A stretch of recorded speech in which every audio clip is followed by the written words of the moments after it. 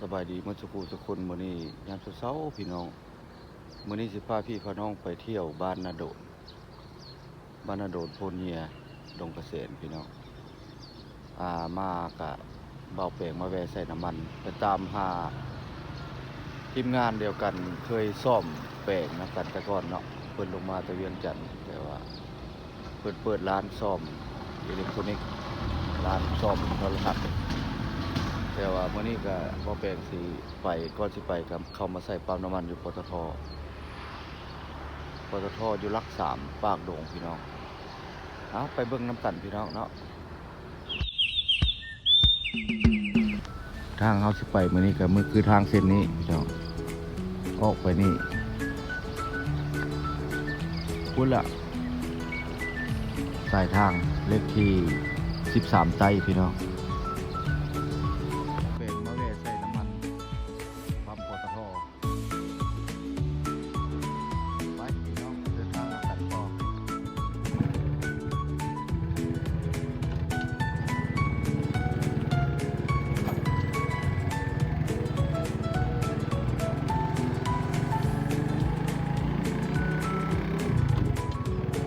ไปกันเลยพี่น้อง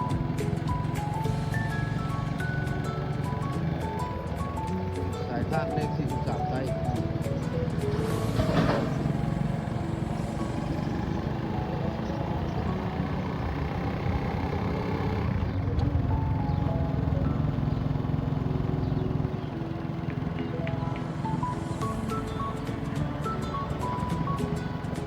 ออกมาไกลเติบเลยพี่น้องเพราะว่าเข้ามาโจะจุดที่ว่าฮอตโจะในกระแม่นทางเข้าบ้านดอนม่วงเป็นเหตุทางใหม่เลยพี่น้องเบิ่งนี่ทางเข้าดอนม่วงมีป้ายขวามือนี่โอ้รถถ่ายทาดของเราเลยพี่น้องแต่เป็นกำลังขึ้นเนาะสบายดีมัดทุกท่านเนาะที่เป็นทางในและทางนอกเข้ามารับชมซองเบาแปลงบรรณาใกล้จะฮอดแล้วท่านผู้ชมคนละบนรถหลายๆไปจุ่มคนละใกล้จะฮอดแล้วฮอดแล้วก็ยังสิได้ถามหาคนย้ายเฮือนมาอยู่ตรงไหนเนาะคือนี่ก็คือบ้านนาโดนเด้อพี่น้องเขาว่าสิเข้าตลาดแต่ว่าคนสิบ่มีในตลาดสิไปหาเพิ่นเปิดห้านย้ายเลยเนาะอันนี้คือรถข้างเนาะบ้านนาโดนนี่ก็จะเลื่อนหลายเลยเนาะเป็นบอก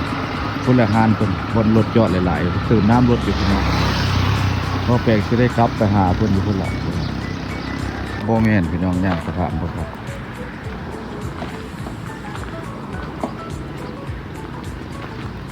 ครับ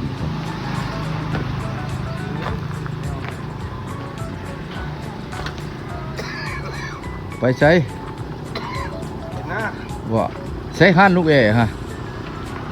ซิมอนฮะผู้บริหารล่าสุด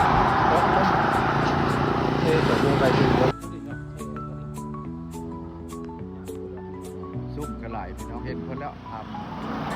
ที่ใหญ่คนว่าเปิดห้านแถวนี้ก็เป็นดินคนซุ่มกระไหลเด้อนะโดนเนี่ยเอาพี่น้องซุ่มผักไก่สดเนาะหลายเลยครับใหญ่ก็คือใหญ่ตัวไปหน้าเลยไปหน้าขอบใจ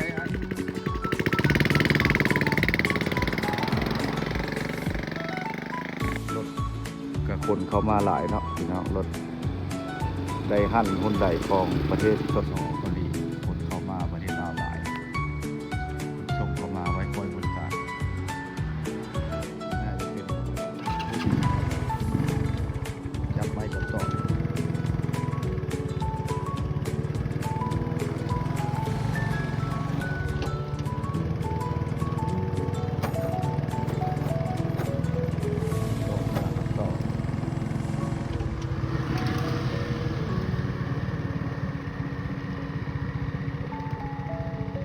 โอ้ตามหาคนดังเลยตามยากแท้เห็นยังจะไปแต่เช้าเลย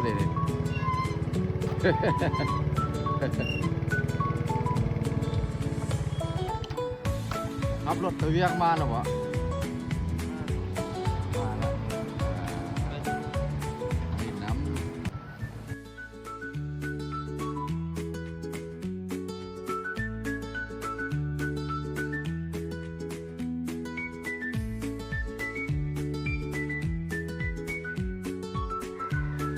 เว้าแปลงสิได้ขอปิดคลิปไว้เนาะมาพบเพิ่นแล้วอยู่นาโดนพลเนีย